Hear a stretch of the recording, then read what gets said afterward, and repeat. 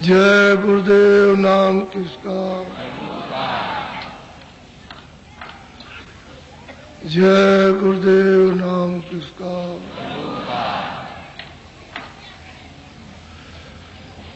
धाम अपने चलो भाई,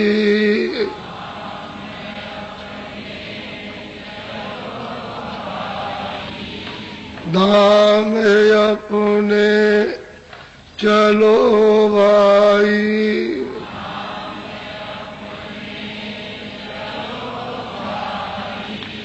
पराए देश क्यों रहना,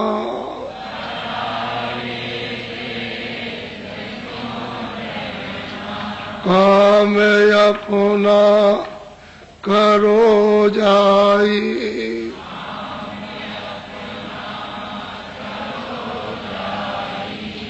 पराए काम नहीं पसना,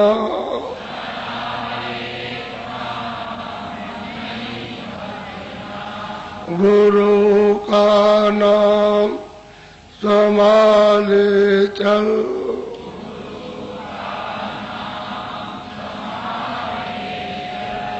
यही है दाम गठबंधना,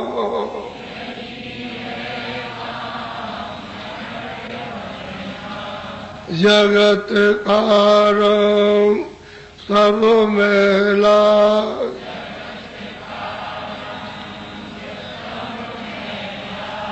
दुलाले मान यह कहना,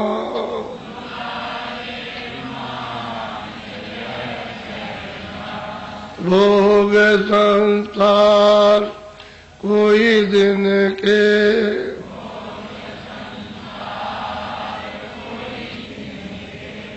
सहज में त्याग ते चलना,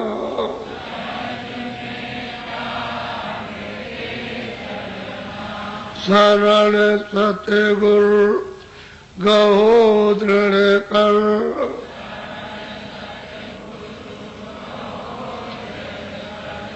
करो यह काज पिल रहना,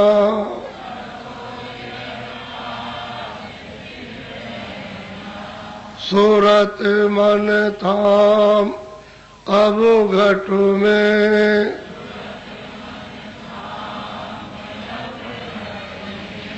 पकड़ धुन ध्यान धर गंगना,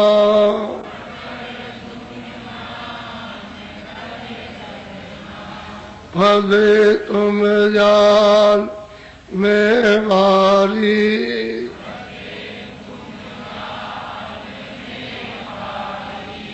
बिना इस जोग नहीं खुलना,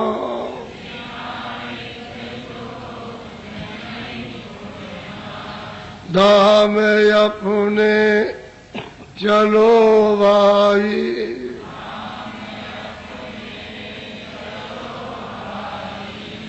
धाम अपने चलो भाई,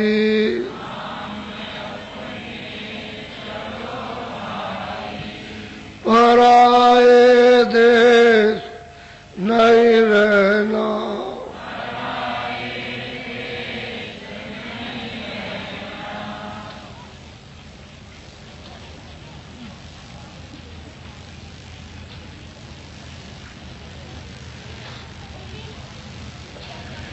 एक सेठ जी एक महात्मा जी के पास पहुंचे। उन्होंने कहा कि महाराज सत्संग सत्संग सत्संग तो सब कहते हैं, तो सत्संग का फल क्या मिलता है और दर्शन का क्या फल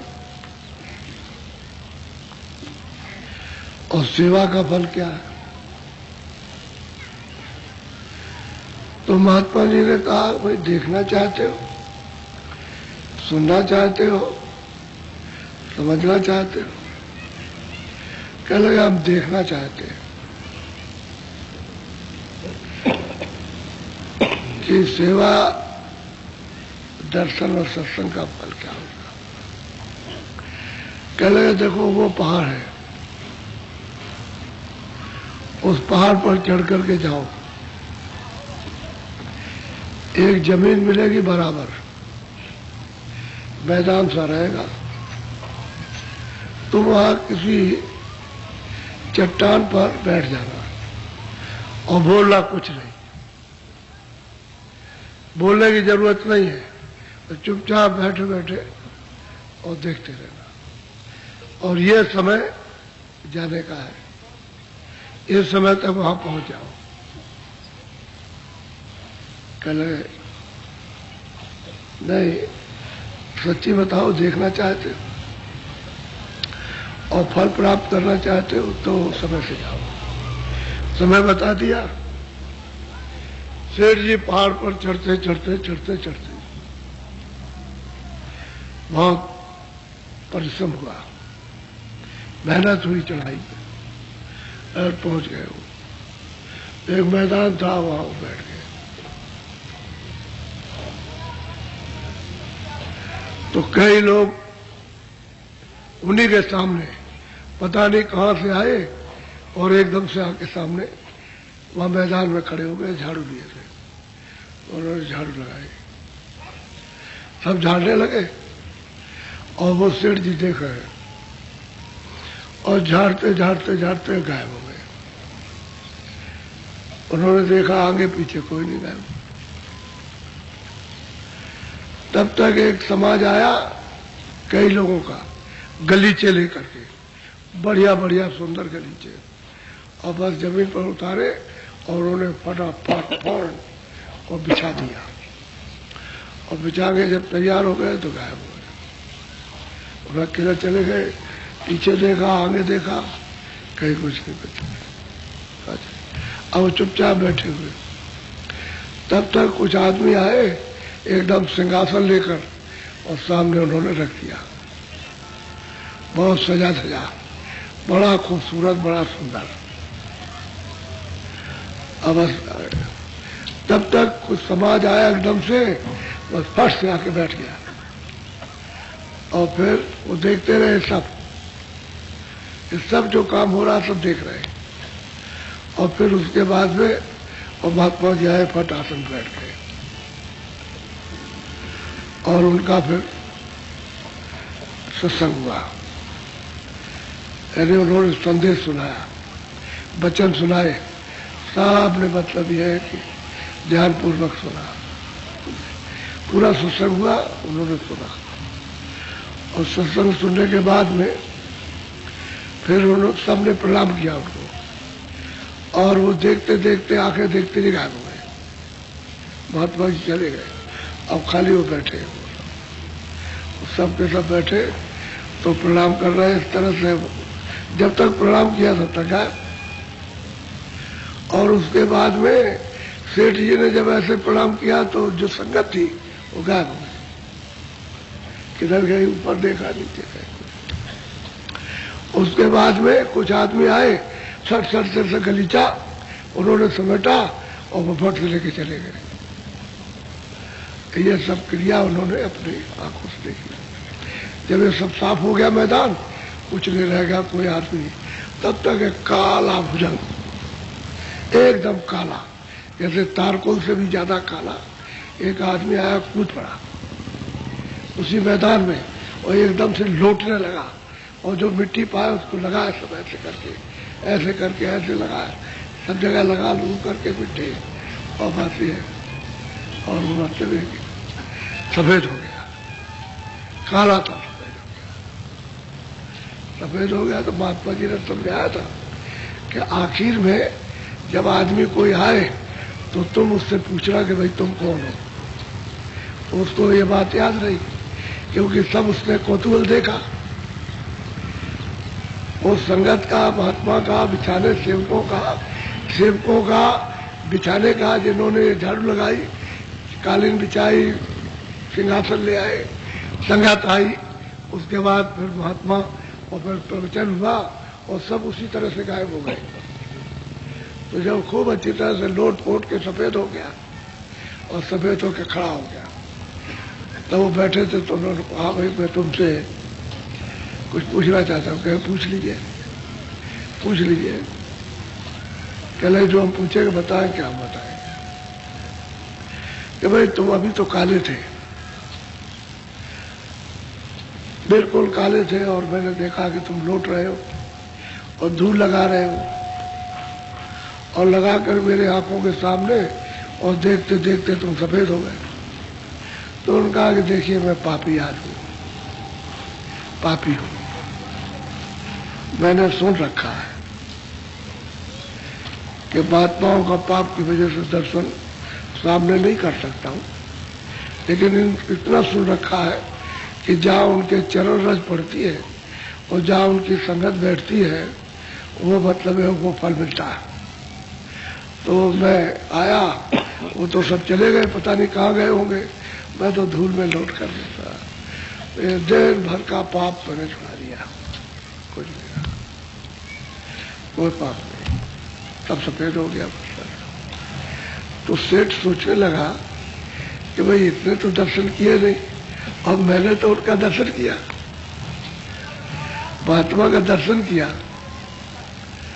और ये जब संगत आई सेवा करने वाली तो झाड़ू लगाई, उनका भी दर्शन किया, और फिर उसके बाद गलीचे बिछाए, उनका भी दर्शन, फिर सिंहासन लाए उनका, और महात्मा जी आए उनका भी मैंने दर्शन किया। तो मैं बड़ा आदरणी, मैं मतलब यह है कि मन का बड़ा भिखारी हूं कि ये तो धूल में लौट गया और पापों को इसने इस रज से धो डाला, और हम ऐसे रहे कि दर्शन किया और अब मतलब नहीं। तो कह लगे कि तुमने मन से दर्शन नहीं किया, कपट से दर्शन किया। उसने कहा हमने निस्संद कुछ नहीं रखा, हम पापी हैं और कुछ नहीं है, गुनहगार हैं, हम चिल्ला रहे सबके सामने, हमने गुनाह किए, पाप किए, इसलिए हमने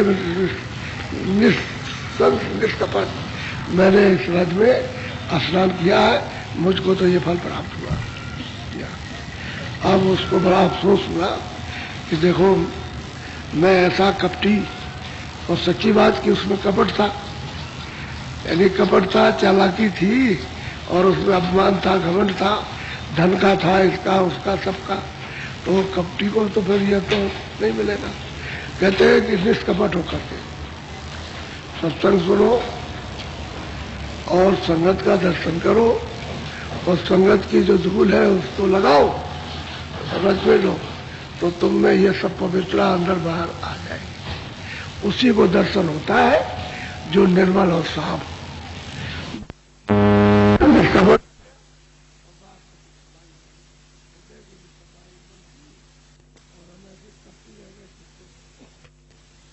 मतलब पहुंचा महात्मा जी के पास, कह लगे महाराज, अब श्रद्धा के साथ कह लगे महाराज आपने जो कहा था वो सत्य हुआ, में बहुत पाप हुआ, मैंने आपसे कपट किया, मैं धन के भाव में आपको कुछ नहीं समझता, आप कुछ नहीं जानते, मैंने आप पर कोई विश्वास नहीं किया, मेरी कोई आपसे प्रीति नहीं थी, प्रेम नहीं था, मैं तो सिर्फ ऐसे ही आया था कि देखे ये क्या कहेंगे। तो मैंने सब प्रत्यक्ष में देखा, और उसने सब बताया कि मैंने ये देखा इस तरह से, और पीछे से ये देखा, और फिर मैंने उसको ये पूछा तो उसने ये बताया। तो मैं तो बड़ा कपटी था। तो बात ये है कि संगत अपनी जगह पर, सेवा अपनी जगह पर, दर्शन अपनी जगह पर, और मिट्टी अपनी जगह पर। तो जहां संत महापुरुष उस मालिक को प्राप्त करने वाले जमीन पर घूमते रहते हैं, वो मिट्टी भी पवित्र हो जाती है, मिट्टी पवित्र होती है। लेकिन तुम निष्कपटी तो हो जाओ, कोई कपट न रखो, उस मिट्टी का लाभ तो कम से मिले लो। तुम उसी एकदम मिट्टी पर रहते हो और निष्कपटी हो, इसलिए वो आपको लाभ नहीं असर करता, क्योंकि विकार भरे हुए हैं और विकार भरते जाते हो तो सफाई नहीं हो पाती है। जो निष्कपट हो जाएगा, गुनहगार कितना भी हो लेकिन निष्कपट हो जाए, उसको फल मिल जाएगा। तो यही है दर्शन का बहुत लाभ, सत्संग का बहुत लाभ, सेवा संगत का बहुत लाभ, मिट्टी लगाओ बहुत लाभ, सब में अपने अपने लाभ, उससे खाली कुछ नहीं है। लेकिन हीरा गले में पहरा दो और दूसरा चिल्लाया, अरे क्या तूने ये शान फैला रखी है बनावट, अरे कांच है कांच, तो बस गुस्से में आकर एकदम नाराजगी में आकर के उतार के फेंक देता। तो वो तो जानकार है, जिसने तुमको चढ़ाया वो फेंक दिया, जब वो चला गया तो उसने उठा लिया, वो हीरे के हार को उठा लिया। इसलिए महात्माओं के पास में सर्वधन होता है, अमोलक धन, सब तरह का धन होता है। लेकिन यह है कि तुम ऐसे कपटी और मन विकारी के ले नहीं पाते, वो तो देना चाहते हैं लेकिन तुम नहीं दे पाते। तब वो रोया चिल्लाया, महात्मा से अच्छा तुम धीरज रहो, सत्संग सुनो, सत्संग सुनो, दर्शन दो। ये नहीं कहा कि दर्शन करो, सत्संग सुनो दर्शन दो। उसका मतलब यह है कि दर्शन करो दर्शन दो, आदान प्रदान दोनों का। वो तुमको देखे तुम उनको देखो और निष्कपटी हो जाओ, कोई कपट न रखना, और फिर से स्नान करो इस संगत दरिया में। तो नहाने लगा, मतलब उसको भी अमोलक चीज जब निष्कपटी हुआ तो अमोलक धन उसको मिल गया और भवसागर से पार हो गया। क्योंकि जीव जाग गया, मन उसका साथ दे गया, वो उनको मानने लगा कि आप सब कुछ है और दया उससे ले ली। ओके, सफाई निष्कपटी जब बन जाए तो सब सफाई हो जाएगी, तो कुछ टिक नहीं सकता। और कपटी रहेगा तो धरते रहो, सब बटोरते रहो, उसमें तो बढ़ते रहो, तो हृदय इतना गंदा काला, उसमें क्या दिखाई दे सकता। उसको झाड़ना चाहिए कि सब मैल झड़ जाए, तो निष्कपट में झड़ेगा, कपट में नहीं झड़ सकता, कपट में जमा होगा। इतना अंतर है। तो संगत अपनी जगह, दर्शन अपनी जगह, सेवा अपनी जगह पर है, सब कुछ अपनी अपनी जगह है और सबका एक से एक फल। किसी का बल शरीर का, किसी का इंद्रियों का, किसी का मन का, किसी का बुद्धि का, किसी का चित्त का, और किसी का अंतःकरण, किसी जीवात्मा का, सबका फल अलग अलग है। लेकिन एक तरतीब से ले ले उस फल को प्राप्त कर ले तो जल्दी हो जाता है, बात ही है। तो मोटी बात को संगत में सब समझना चाहिए। ये दृष्टांत तो छोटे हैं लेकिन बड़े गहरे हैं। ये अमल में आ जाए ये तो बहुत गहरा है। ये दृष्टांत सच्चा दृष्टांत है, यानी जो कहा जा रहा है वो बिल्कुल सच्चाई का कहा जा रहा है। इसमें कोई किसी तरह की बनावट नहीं है, जो सच्ची चीज होती है। तो महात्माओं के साथ में यानी निष्कपट होकर के जुड़ना, उसको साथ जो कुछ अच्छा भला बुरा समझ के, बुरा से बुरा, बुरा से बुरा और अच्छा सब खोल दे, निष्कपटी हो जाए तो काम कर जाए, फिर देर नहीं लगती। और तुम समझोगे हम चालाक हैं, हम पढ़े, हम लिखे, हम धनी हैं, ये गरीब है, ये काले हैं, ये सांवले हैं, और ये मतलब ये है कि ये कुछ नहीं है और ये है। तुम इसी में तर्क वितर्क में अपनी बुद्धि को लगाए, समझ कुछ पाओगे नहीं। तो वो अगर कुछ देता भी होगा तो तुमको रोज रोज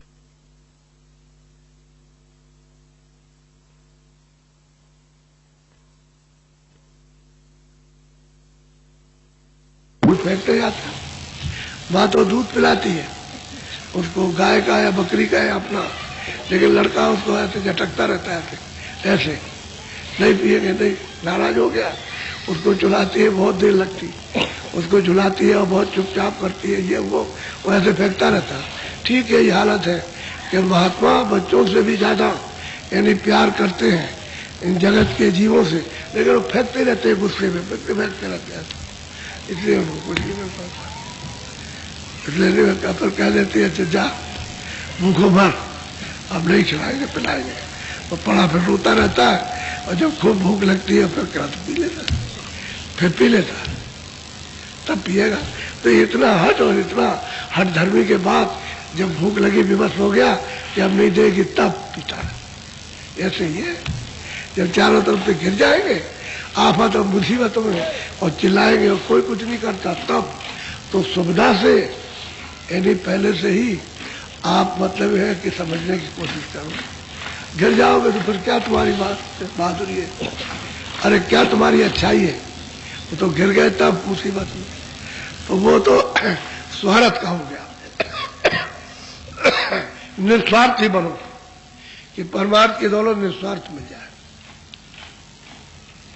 संसार तो स्वार्थ में है ही, परमार्थ निस्वार्थ में, क्योंकि ये परमार्थ की जो संपत्ति दौलत है वो तो परे की है, संसार के परे की, वो तो आत्माओं का धन है, और ये शरीर का धन है मन।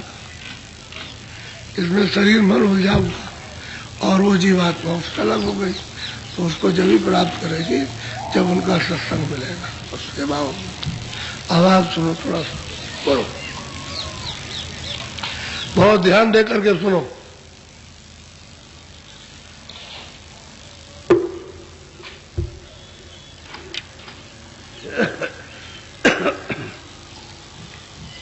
अब वही सूरत मझधार, गुरु बिन कौन लगावे। सही बात तो यह है कि जब तक कि वो मालिक को प्राप्त करने वाले महापुरुष नहीं मिलते हैं तब तक ये सूरत मझधार में डूबी चली जा रही है। कोई उसको पकड़ने, जैसे बाढ़ आती है तो छोटे छोटे जीव जंतु और बड़े बड़े जो उसमें बह जाते हैं तो बहते हुए चले जा रहे हैं। अब उनको कोई रुकने का बीच में कोई आधार नहीं मिलता, इसलिए बह चले जा रहे हैं मैदान में। अब उसी में बह गए, खाने आने को नहीं मिलेगा तो मर जाएंगे। अगर कोई तिनका मिल जाए, कोई चीज मिल जाए तो उसके सारे किनारे निकल जाए।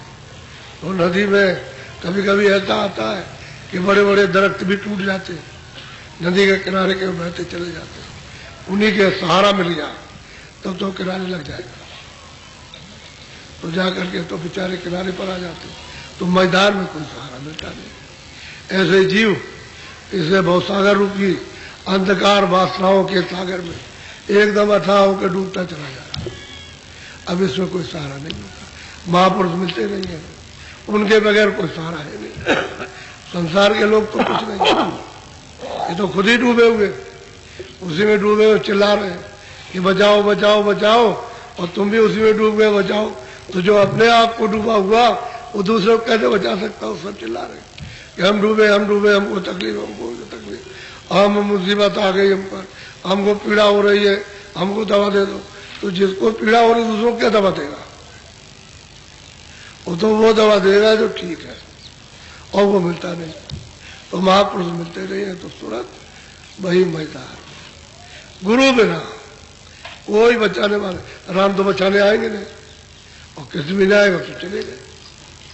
और उनके सामने जो थे वो तो नरक में गए, तो उनको नहीं बचाया, तो हम तो बहुत दिनों के बाद आए, उनको क्या बचाएंगे?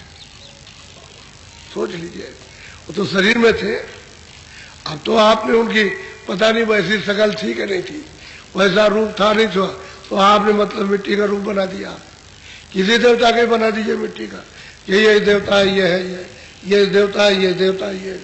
तो बताओ, जब वो जिंदा थे इस मनुष्य रूपी इस पिंजरे में, और तुमने उनकी बातों को सुना, तब तो बचा नहीं पाए, और आप बताओ कैसे वो बचाएंगे आप? क्योंकि आपने तो देखा नहीं उनको। तो सूरज सब मैदान में। अब कहते हैं कि गुरु यहां मिलेंगे इसी संसार में, पार उतरने वाले और उतराने वाले, पार उतरा देंगे, उनके बगैर कोई बचा नहीं सकता। अगर बचाते होते तो कह करके जाते हैं, नहीं पिछले वाले आपको बचा लेंगे, कोई अब घबराने की जरूरत नहीं है, वो त्रेता में हो गए, वो द्वापर में हो गए, वो इस समय पर हो गए, वो ऋषि आ गए, वो अब बचा लेंगे, अब कुछ नहीं। लेकिन उनका गुरु बिन कोई नहीं बचाएगा, और गुरु मिलना चाहिए हमारे वक्त में, हमारे सामने। हम अभी है, हम आप जब तक है तब तक हमको मिल जाए, और नहीं मिले तो हम तो डूबे डुबाए तो गए बैठे। तो ये बात, तो गुरु बिन कौन बचा ले, या कौन बचा? और आप गुरु को समझते ही नहीं कि गुरु नाम किसका? गुरु कोई हारमास तो होता नहीं, क्या हारमास है? वो तो चेतन से जुड़ा हुआ, खाली उसने जो बाहर का रूप देखने को, वो तो समझाने के लिए है। इसमें बैठ के तुम जिसमें फंसे हो उसमें समझ जाओगे, उससे धीरे से निकल जाओगे, और तुमको भी उसी नाम पर सवार करके निकालना चाहता। तो आप जो वो बताए उसको पहले समझ लो और उसी नाम पर सवार हो जाओ, निकाल देगा और भवसागर से नाम पर चढ़ा करके पार कर देगा, क्योंकि खुद भी पार आता जाता है तो आपको भी करेगा। अब बड़ा साफ कहते हैं, तुरंत ही डूब गई बेचारी। अब इस भवसागर मैदान में गुरु के बगैर कोई नहीं बचा। बोलो। जकड़ कर पकड़ाई न संसार, नाम बिन कौन करे निर्वाह। अब कहते हैं सारा संसार जितना भी जो है उसको ऐसे जकड़ के पकड़ लिया। वो कहते हैं भाई छोड़ दे, थोड़ा सा ढीला कर दे तो हम तुम धीरे से निकाल रहे, तो नहीं छोड़ता। जकड़ के पकड़ा खूब अच्छी तरह, जैसे कोई चीज अकड़ जाती है फिर छुड़ाई नहीं छूटती है। कभी कभी देखा होगा और सुना होगा, मगर जब आदमी को पानी में पकड़ता है बस पकड़ लेता है, चाहे जितना करो फिर छोड़ नहीं सकता वो। उसमें जब गरम सलाइयां उसके दांत में लगाओ तभी वो ऐसे खोलेगा, नहीं तो उसके ऐसे पंजे फंस जाते हैं ऐसे, अब वो निकाल नहीं सकते इस तरह से, ऐसे फंसा लेता हो। कहते हैं ऐसे किटकिटे आकार करके ऐसे संसार में फंसे हुए, इस मोह में ममता में वो छोड़ना नहीं चाहते। अब कैसे हो जाएगा? अब यह है कि तुम्हारे ऊपर तो ये आफत मुसीबत खड़ी हो गई और ऐसी दशा में तुम महात्माओं की खोज कहाँ कर सकोगे? कैसे मिलेंगे, कहाँ मिलेंगे, कौन है, क्या कहेंगे, कैसे दर्शन देंगे, कुछ आपको पता ही नहीं। बोलो। नाम बिन किया करे, किया न कुछ आधार, गुरु संग किया न अब के प्यार। कहते भाई आपकी मनुष्य शरीर मिला, उनको ढूंढा नहीं और उनसे प्यार नहीं किया, और अगर नाम का आधार ले लेते तो उतर जाते पार। तो नाम का आधार तो उनके पास है, वही बताएंगे नाम किसको कहते हैं, शब्द किसका नाम है, शब्द कहाँ से आता है और कैसे उसके साथ लग करके और तुम कहाँ पहुंचोगे वो तो उनको पता है। उस शब्द का आधार तो वो पकड़ाएंगे, लेकिन कब? जब उनसे प्यार कर लोगे, मिल जाए तो उनसे प्रेम कर लो, वो आपसे प्रेम कर ले। अरे वो अपनी बात कहते हैं तो उनकी मान लो, वो तुम्हारी बात मान ले। तुम अपने दुखों को बताओ कि मैं संसार में बसा हूं, वो कहेंगे तुम ऐसे निकलोगे, बस दोनों एक दूसरे की मान ले। वो तो मानने के लिए तैयार है कि तुम फंसे ही हुए हो, आओ हम इस तरह से तुमको निकालेंगे, तो जरा सा ढीला कर लो। कहते हैं जो पकड़े हो छोड़ दो, ऐसे काहे से छोड़ दो, मन से, बुद्धि से छोड़ो, इसको जरा से छोड़ दो। बाकी तुम पकड़े रहो लेकिन बुद्धि से तो छोड़ दो, मन से तो कुछ नहीं, मन से छोड़ते नहीं। तो मन जो है इसमें फंसा हुआ है इंद्रियों के जाल में। अब वो इसलिए नहीं छोड़ता कि मेरा रस चला जाएगा, तो रस तो वहां कुछ है नहीं है, वो तो सूखा रस है, यानी ठंडक है, और उसको अनजान में पकड़े हुए कि हमको मिल जाएगा, मिल जाएगा, मिल जाएगा। ये भी मतलब है कि सूखी हड्डी है, कुत्ता दबा लेता हो उसको दांत से, किटकिटाता हो, समझता है तोड़ रहा हो, और जब ज्यादा लग जाता है तो उसके दांतों से खून आता है और उसी को धीरे धीरे पीता रहता है, और वो ये समझता है इसमें से खून आ रहा। ठीक इसी तरह से संसार में हमें समझते हैं इसमें जकड़े हुए, तो इसमें से हमको रस मिला और रहेगा। इसमें तुम ढीले तो कम से कम हो जाओ, थोड़ा ढीले तो हो, और फिर नाम का आधार तब पकड़ में आ जाएगा, तब पकड़ा देंगे। उनसे प्यार कर लो, प्रेम कर लो। बोलो। हाँ। कर्म का बहुत उठाया भार, काल ने खाया सबको झार। कहते भाई काल ने तो अपना जाल बिछाकर कर्मों का जाल बिछा दिया और दाना डाल दिया। पहले तो सबको सुख सुविधा थी, शरीर सबके अच्छे थे, धन था, धाम था, कोई तकलीफ नहीं थी, कोई पीड़ा नहीं थी, कोई डर नहीं था। जब इस सब वैभव में फंस गए तो काल ने अपना जाल सुख सुविधा में बिछा करके दाना डाल दिया और कहा कि देखो ये इंद्रियों के भोग हैं, तुम जो चाहो सो करो अपनी इच्छा से, हम उसमें कोई दखलंदाजी यानी कोई बीच में अड़ंगा नहीं बनेंगे, और जो कर्म करोगे पाप अपना अपना भोगो। उसने जाल बिछा दिया और दाना डाला, आप उस चुगने में लग गए और फिर उसमें फंस गए। और जो आने का रास्ता था वो छोड़ बैठे। ये बात। अब जो आने का रास्ता था वहीं से जहां छूटा वहीं से वापस जाओगे, दूसरा कोई रास्ता नहीं है। वो रास्ता तुम्हारे मनुष्य रूपी मंदिर में सबके पास है। जब वहां छोड़ दिया तो वहीं से वापस लौटना, और रास्ता मिल जाए तो वापस हो जाओ। तो रास्ता तो इधर आंखों के ऊपर है, और आंखों का ये हिस्सा, ये आकाश इधर है, ये दो आंखों का आकाश यहाँ है, इसके ऊपर नहीं है। इधर आकाश नहीं है, इधर तो सूरत बैठी है, और जो आपने कर्म किया उसके गति की जमा। तो काल ने सुविधा देकर ये जाल बिछा करके दाना डाल दिए और चुंगने लगे आप, और बस उसी में वो ममता, लालच में, इसमें, काम में, क्रोध में, अहंकार में तो फंस गया। आप सबको एक तरफ से कहते हैं झाड़ करके खा लिया उसको, सबको लिए चला जा रहा, कोई नहीं जानता। बात को सुन ले, अपने बचने की बात तो सुने।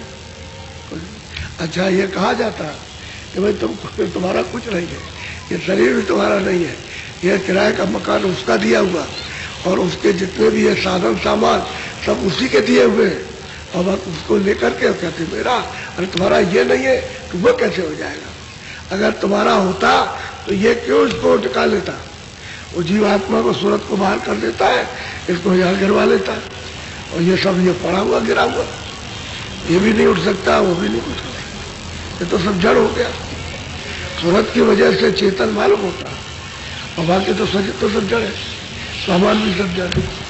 सामान में तो कोई सोने चांदी में कोई जीवात्मा नहीं है, वो तो आपने मन से मान लिया ये सोना है, चांदी है, ये है, ये है, ये है, ये है, और ये शरीर मेरा है, तेरा भी नहीं है, सामान भी नहीं।